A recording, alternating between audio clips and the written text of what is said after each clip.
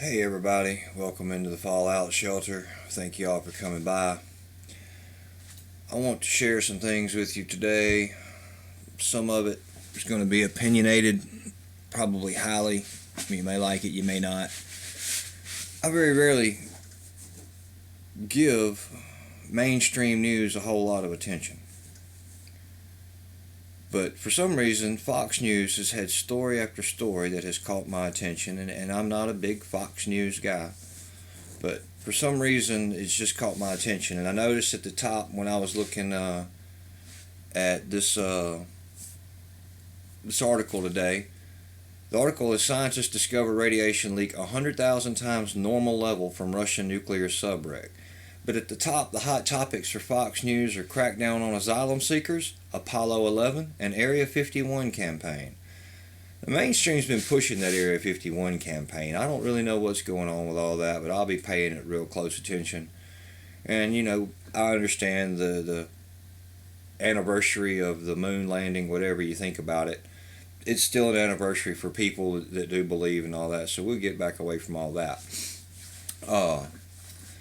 But the scientists discover the radiation leak. Now, from what I understand, what I've been reading, there's like 6 nuclear submarines sitting on the ocean floor with reactors and other things in them. So that's real wonderful. No problem in the oceans. Let's just drop a bunch of nuclear reactors in there and leave them there once the sub wrecks. Anyway, from Fox News. Scientists have identified a radiation leak on a Russian nuclear submarine that sank in Arctic waters in 1989. Did you know it had been sitting there that long? Most people don't. The Soviet-era Komsomolets submarine sank off Norway's Bear Island following a fire on board, which resulted in the loss of life of 42 of the 69 crewmen on board, resting at a depth of 5,577 feet. The submarine's nuclear reactor and 2 nuclear warheads are still on board. Scientists recently recorded radiation at the wreck site 100,000 times the normal level for the Norwegian Sea.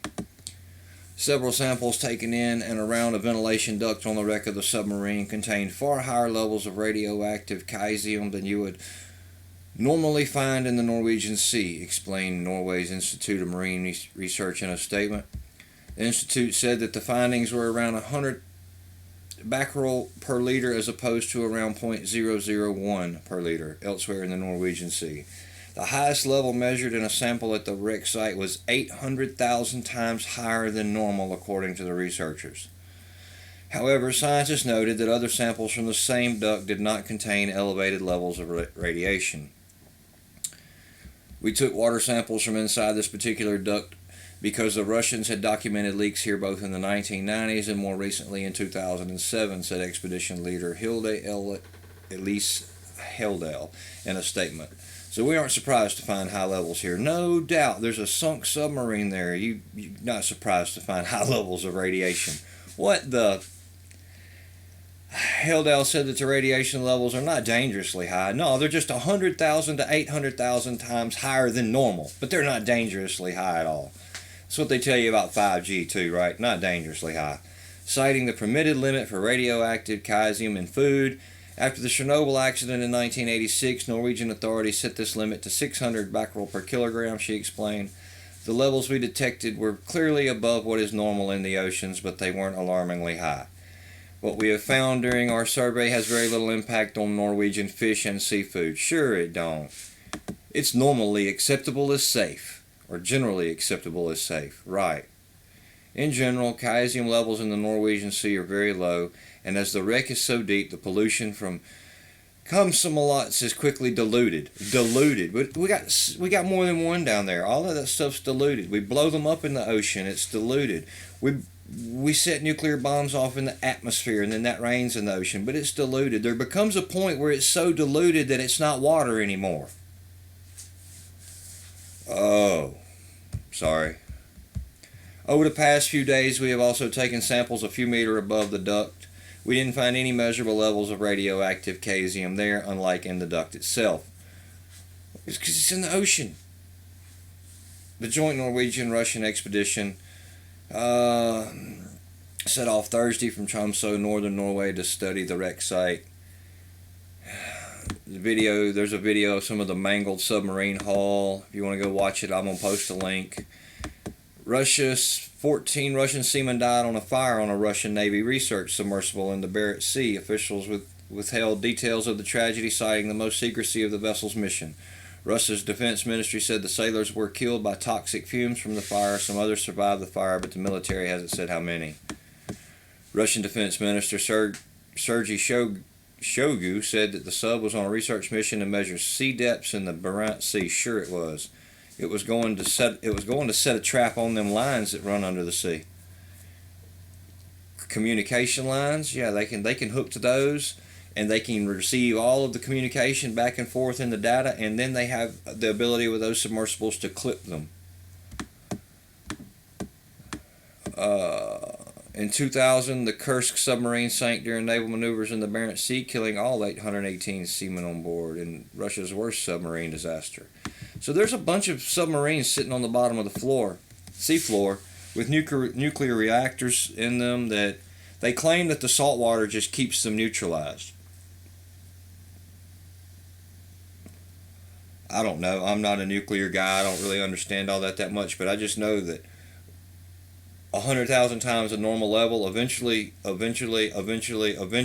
things build up. And just in case you had forgotten about it, it happened. Russia launches a huge Doomsday super sub. Don't forget about this. Russia has launched its new Belgorod submarine, which is designed to carry devastating underwater nuclear drones. Moscow's development of nuclear-powered drones has been closely watched in recent years, amid concern that Russia could be adding a doomsday weapon capable of unleashing tidal waves to its arsenal. During Tuesday's visit to a military shipyard in St. Petersburg, President Vladimir Putin viewed the departure of the Belgorod sub at the Sevmash plant in Severodvinsk in northwestern Russia via a teleconference. The submarine, which is also known as Special Project 09852, is attracting plenty of attention. Russia launches its special purposes deep diving and second nuclear strike submarine at the Severodvinsk shipyards today. A very special ship, Carl Bildt, co-chair of the European Council on Foreign Relations, tweeted Tuesday. Now, this article is from April, but I just wanted to bring it back to your attention. This is the submarine that is now ready that will carry the device that sets off tidal waves. The Poseidon can target coastal areas with a heavy nuclear weapon, causing a devastating tsunami wave. Putin has said its tests have been successful. Keep in mind, Putin also said that we are already in World War III. The West is just too stupid to realize it.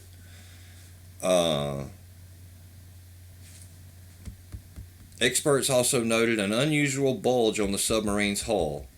The main features photographed, which raised question, is a bulge on the lower hull, wrote defense analyst H.I. Sutton in a blog post. This may relate to retractable, steerable thrusters for precise position holding. Popular Mechanics reported that at around 604 feet, Belgorod would be the world's longest submarine. And these are from Fox News, and give them the credit. This one was by James Rogers at Fox News, and the other was also by James Rogers at Fox News. So James Rogers is writing about these things and putting them out. I think maybe these are the things we should be trying to pay attention to when it comes time. We have sunken submarines with reactors. We have nuclear tests. We have the Pacific Coffin. But then they'll tell you it's all safe, it's diluting, but all of the fish are dying and the fresh water is running off into the oceans and mixing in it at an alarming rate. I'm not a scientist. I don't know the fix, but I believe that I can look and see there's a problem, and I just hope that y'all can see it too, and that hopefully some way, somehow, we can all do something about it together. If you find yourself liking this information, I'd appreciate it if you'd click all them buttons and try to help share this information and get it out there with people. I appreciate you all. I love you all very much, and I hope you all have a great day, and God bless you.